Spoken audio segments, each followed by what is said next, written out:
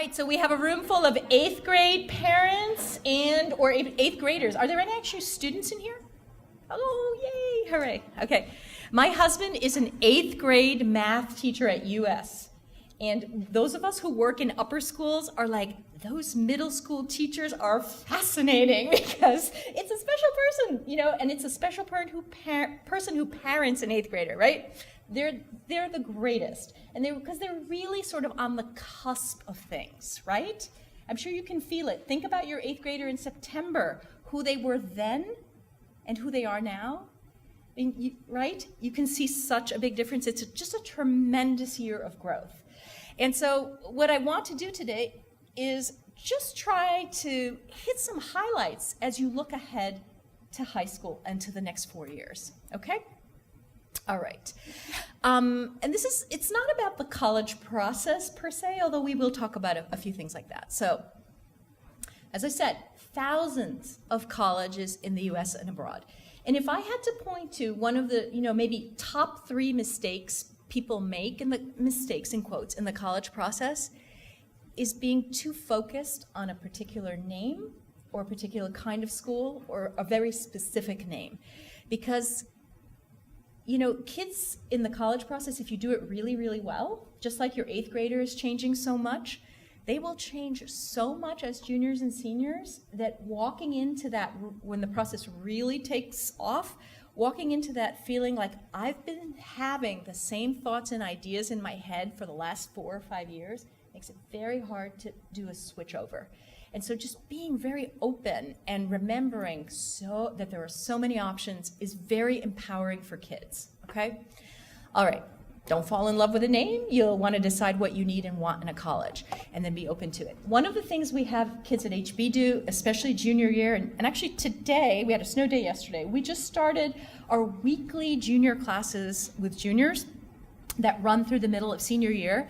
And the first thing we talk about is like figuring yourself out, not like, we're all experts on ourselves. We're all works in progress, and we think kids are too. But you can't start the college search till you have a better understanding of yourself, what your needs and your wants and your strengths and your aspirations are. And so we absolutely think that that's the work of the high school years, asking yourself important questions and working on discovering the answers. Because the kid who walks in blind to the college process, what do you like? I don't know, I can't answer that. How would you spend, these are all, by the way, real essays. How would you spend a free Saturday afternoon? I have no idea. If you're not getting a sense of who you are and what makes you tick and what matters to you and engaging in that kind of thinking, you should start practicing that now. You build on it. All right, so some things to look out for as you move forward. We want kids to be strategic, but not too strategic, because we hear from our friends on the college side that the kid who dots every I and crosses every T and does everything right, but that it doesn't always feel like it's coming from their heart and soul, and I've read applications myself, there's a flatness, there's a sort of a two-dimensional quality that is tangible. And an imperfect kid who's like flesh and blood and, has made mistakes but who really has a sense of who they are and can articulate that, it really comes across. So being so strategic that you pen yourself in and are not able to go beyond what you think are the confines of what you should do and what you should be can actually backfire. And that's good, isn't it? Because who wants to be like, and that's the right path. Don't look left, don't look right, just follow, this prescribed thing. That can be tough. All right. And you want to think, having said don't be so overly strategic, you also have to ask yourself, how will the decisions I make be viewed by colleges? Okay? So if I think I hate math, we're going to keep going back to math with me, you just need to know that. I hate math, and I'm not going to take math after sophomore year because I hate it and I'm not good at it. That is often not a good idea, okay? Colleges will say, you can stop taking math when you get to us, but we'd like you to have a pretty good math foundation as you head out into the world. So don't, think about how colleges are going to look at decisions you make. Don't let them turn you away from pursuing authentic interests. Maybe they really do like debate, Believe me, that's debatable. I didn't mean to make that pun. But what they really do like is you liking what you like. That I can guarantee you, okay? I remember years ago admitting a competitive fiddler. That's a real thing. She was like a state champion competitive fiddler. That was how she spent most of her time. What an interesting person she was. Because believe me, you don't compete in fiddle contests unless you really like it, right? And it said a lot about her just commitment and growth in something that mattered to her. And that's the kind of attitude and behavior that you replicate over and over in your life, and that tends to be a successful behavior. The coherent application. You will hear admissions officers talk about a coherent application where what the teachers have to say, what the guidance counselor has to say, the activities that the student pursues, and the voice of the student all kind of hang together and make sense. When it feels like, wait a second, I feel like I'm reading application pieces from 4 different kids, it doesn't feel coherent, that can be an issue. And that sometimes happens if a kid is being too strategic. I love X and Y, but I'm doing A and B, and I hate it. All right, so your performance in 8th grade, for those of you who are 8th graders, and those of you who have are parents of 8th graders, it's January, you're halfway done. One of the great things about college admissions officers, and I will promise you this is the case for the vast majority of them, they love kids. That's why they will spend 4 months of their lives in sweatpants, in their dining rooms, reading the stories of kids. You have to love them to do that. And they love to fight for their kids, and they love to see growth, and they love to tell the story of a kid who has emerged from maybe not a great 9th grade into an amazing 11th and 12th grade, okay? This also counts right now. You're halfway through 8th grade. Ask yourself these questions. Am I achieving the way I want to? And be honest about it. Maybe you are, maybe you're not. And if you're not, who can help you? Who are the allies you have?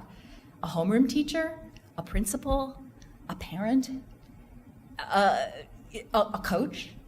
Who are the people that can help you? And always do this in consultation with your parents. You're in 8th grade, these are 8th graders, they're kids. Think about the ways in which you might get a little closer to what your goals are. And what can you do now in terms of setting yourself up to meet your high school goals? So what happens if you hope to take the honors math track in high school? Because at your high school, if you don't take the honors math track, you won't end up with calculus. And you think, well, I don't know, I think I want to go to places where they're going to kind of maybe require calculus. If you are like, I can't stand my math teacher and I don't care about 8th grade math, I'm just going to be like, la, la, la, la, la, la, I don't want to deal with this, that could have an impact in 9th grade. So think about what are your goals and what can you do to perhaps move a little closer to them now. The other thing is you have to ask yourself, what do I need to know about my high school? I imagine that there's nobody in here who has a child or is an 8th grader where they're not going to have, if they're in an independent school like ours, you're probably staying in the same school. But most of you are going to have a very different experience. You're going to be switching to the local high school. And for those who are here, if they're switching to our upper school, it's a very different animal than our middle school. It's a big, big change. You need to know things about your high school. If they have special programs and what the curricular paths are. Because sometimes these are the decisions you make in 8th grade to get you on the starting curricular path for the next few years. It's about researching and knowing. So enter high school knowing what your high school has to offer. Do they have specializations? Talk to the older students in your community that you like and respect, who have gone through the high school, and get their candid opinions about what they wish they had done differently, what really mattered to them and what really helped make their experience positive at the high school. They are great resources. The kids who are 2 and 3 years older who are making their way. Are there special programs you need to sign up for? For example, at HB, let's say, if you want to graduate as a global scholar, which is a 4-year program, you need to sign up for that as an 8th grader so that you enter that program in 9th grade. Are there ways around it? Yes, you could try to take both the 9th and 10th grade classes in Global Scholars at the same time as a 10th grader if you come to it later. But why put yourself through that? Find out, what are the different options? What do I like about the different possibilities? And let me look ahead. Also, get a sense of the sports, the clubs, the leadership opportunities. Don't walk into high school unaware of the options and possibilities. And again, always be open to changing your mind. We also say, we really suggest that kids try to have a vision of themselves. Actually, we tell this to kids who are looking at colleges. When you close your eyes and you picture yourself in high school, what do you picture? What are classes like? How are you as a student? What are you doing after school? What is your social life like? And is the picture you have realistic? What are the challenges you think you're going to face? And what are the steps you need to take to achieve that vision? We also think kids should think about making yearly goals for themselves. And by the way, parents, it's the rare 8th grader who's like, oh, it's time for me to do my yearly goals. Let me sit down, okay? So they will need your help with this. They'll need your help with this in 9th grade. They'll need your help with this in 10th grade. And you can also do your own yearly goals. That's actually pretty decent modeling for kids. And revisit this regularly, okay? Because it's going to change. If people don't change over those 4 years of high school, something's gone wrong. You're supposed to change. You're supposed to experience and encounter things you never thought, and for the most part, hopefully positively, that you would get to experience and see and do. And those things will change you. But checking in on a regular basis with yourself and your goals is very powerful, and it's a great habit to get into when you're an 8th grader.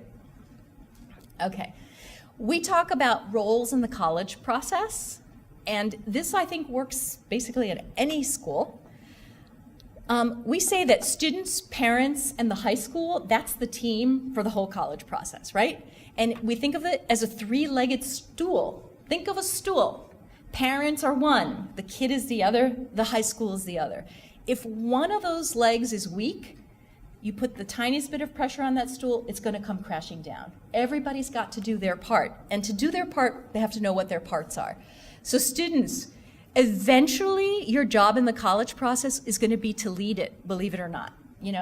If you think about your 8th grader leading anything major like that right now, you're going to think, that's not possible. But it will be in 3 or 4 years. It really will. And helping to empower them parents is really a great part you can make. But now, for 8th graders or the parents of 8th graders, their job is to sink their teeth into high school and all its possibilities, okay? That does not mean perfection, by the way. That doesn't mean falling down. Practicing falling down and getting back up, it's a good skill to have before you go off and live 1,000 miles or 2,000 miles away from home. Parents, your job is to be supportive and to be aware and to stand on the sidelines and cheer your child on while offering guidance, okay? We, as I said, we just started with our juniors formally today in class, and we were like, remember when you learned to drive? Various groans from the group. You had your parents next to you typically, and it was a balancing act. You needed them to help you and to guide you, but you really were driving the car. Now, 8th graders don't drive the car yet. It's going to take a few years, but that's the ultimate goal. And, parents cheering along while offering guidance, that's the role. And for the college office, right, first of all, in most places, they really are going to come into play in 11th and 12th grade. I mean, our message here is not to walk into high school and demand to see the college counselor on the first day, because I can guarantee you one thing, they're going to be busy with the seniors, but to understand what their role is. They are educators on the application process, how it works, what the timelines are, how it works in the specific school, right? And they are also supposed to play the role of your advocate. And that doesn't mean they're going to say, she's absolutely perfect, please take her. They're going to tell a full, flesh and blood story of who you are. And they're also the liaisons to the colleges. So they have to explain the context of the high school, what's available, what are the limitations, what are the strengths, and how the student used the high school to the colleges. And again, at least here, I mean, we meet individually once with sophomores, and we have sort of group meetings, but we really get busy with juniors and seniors. Okay, so you're sitting here, what can you do now? Curricular decisions, very, very important. If you remember how in the first session I mentioned College Board Big Future, where you can actually type in the name of a school, they will list things like, what are the requirements? 4 years of English, 3 years of math, 2 years of a lab science and a third science, whatever that is.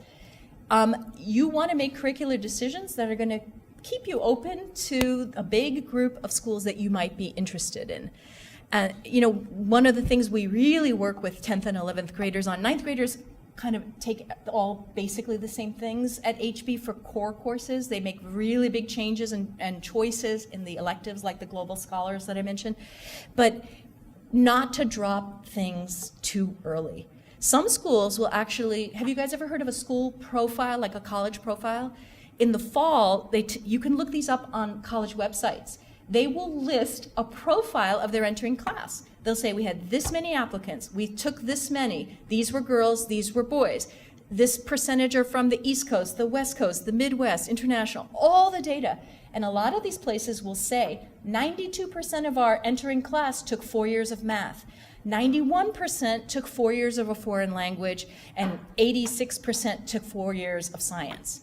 Guess what? Math, foreign language, and science are typically the spots where kids are like, and I'm done. I'm a junior and I never want to take this again. And maybe that's right. We have kids, super strong kids, are like, I don't want to keep going with foreign language, but I'd like to double up in science as a senior. It could be great. But again, be aware and work with your counselor, especially as you're getting further down the line. Co-curricular, those are the activities, the things you do. Exposure, parents, exposing your kid. In 4 years, they might be writing an essay about an activity that it's not even on your radar right now. But exposing them to things both in school and out of school that they might have a real interest in. I mean, that competitive fiddler, right? She wasn't like, I have dreamt of being a competitive fiddler since I can remember. Somebody exposed her to that. And that she thought, I kind of like this. I'd like to look a little more deeply into this.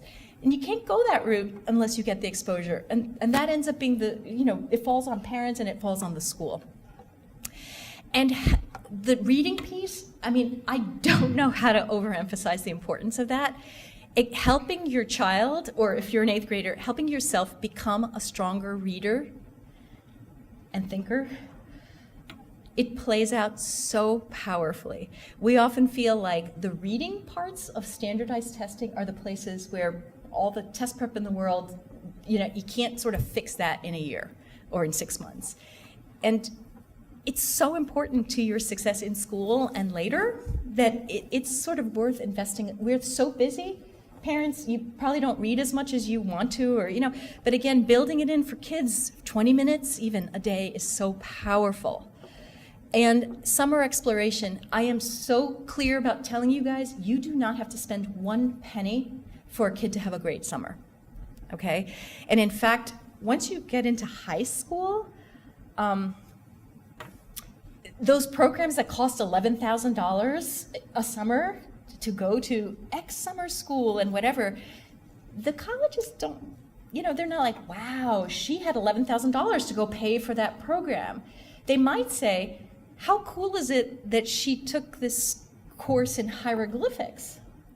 Real story. Because that was a genuine interest of that kid, and she spent 3 weeks doing hieroglyphics, and it fit into that coherent application. That wasn't just a one odd thing. It kind of came up in different ways, that she was interested in the ancient world and whatever. But kids can volunteer. There were, in Cleveland, actually a fair number of free or very low-cost summer programs, especially given by the local colleges. There's also a very good website called, I think it's called volunteermatch.org, where you can search volunteer opportunities in Cleveland. Parents, these are not vetted, so you need to get on there. You don't want your kid being like, can you drop me off? Oh, we're at that point. We don't know who the person is on the other end. But there are really like one-shot volunteer opportunities or sign up for the next 3 years opportunities. And that's a great, great search engine. Okay, standardized testing, especially in junior year, high school brings a lot of tests. And we absolutely here, we recommend against taking anything like the SAT or ACT in 9th and 10th grades. We basically say, please don't.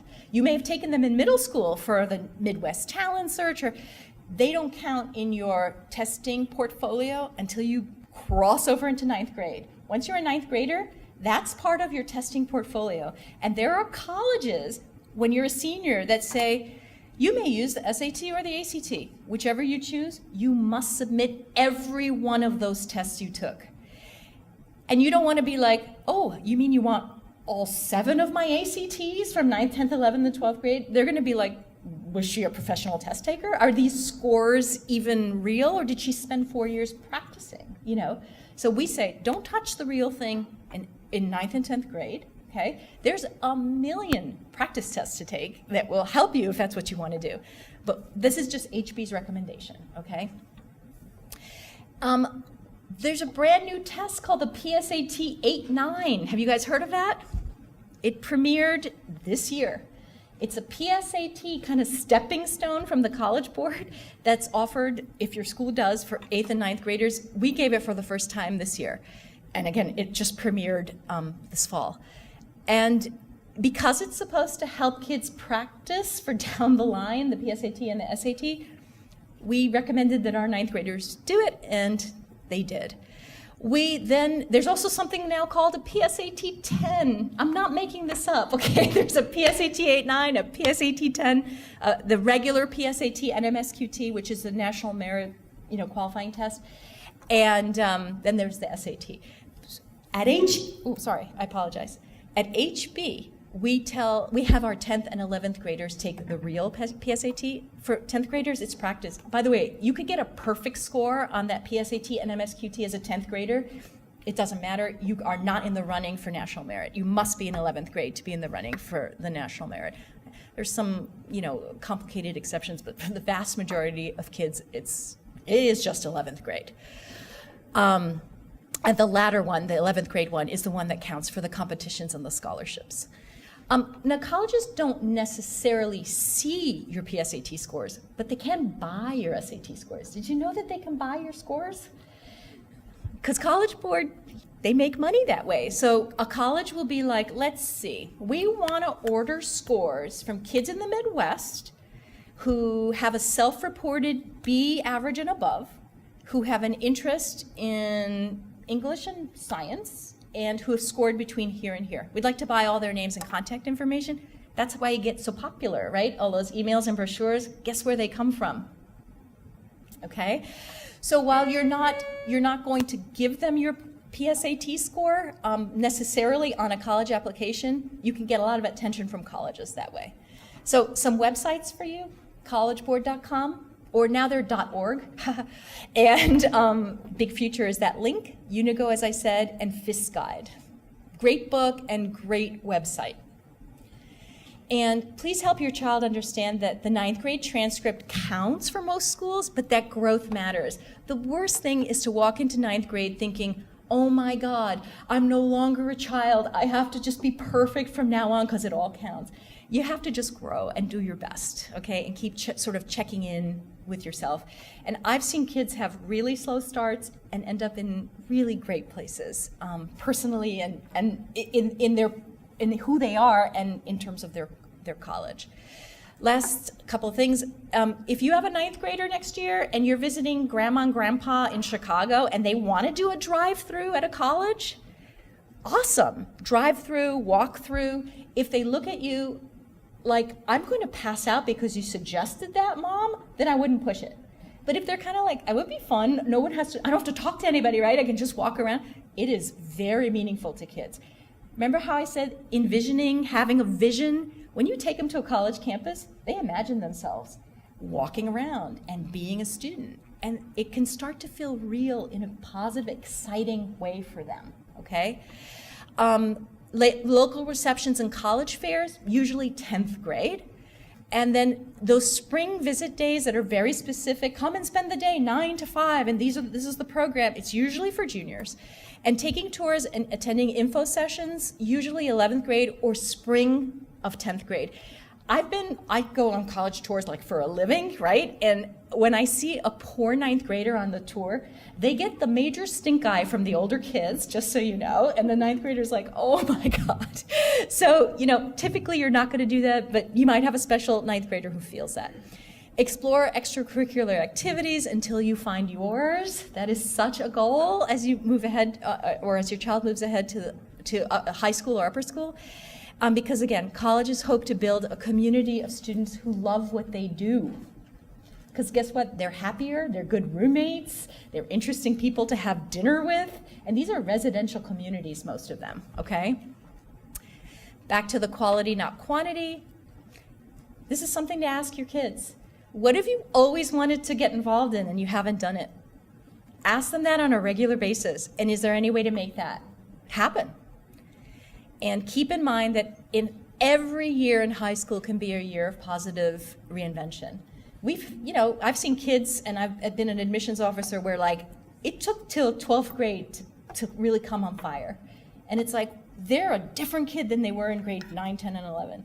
And there's a place for that kid. They've got a lot to give. So that's the cool thing, it doesn't end. And the other big thing, college process should not dominate your life. The kid who immerses themselves in high school and likes it, and not that there aren't bumps or whatever, but enjoy the ride, make the most out of it, and you will end up being happier and actually a stronger applicant for college. Okay? Thank you guys so much. And I'm here to answer questions for this if you move on to the next sessions, or please feel free to stay and I'm happy to answer any questions. Thank you, everyone.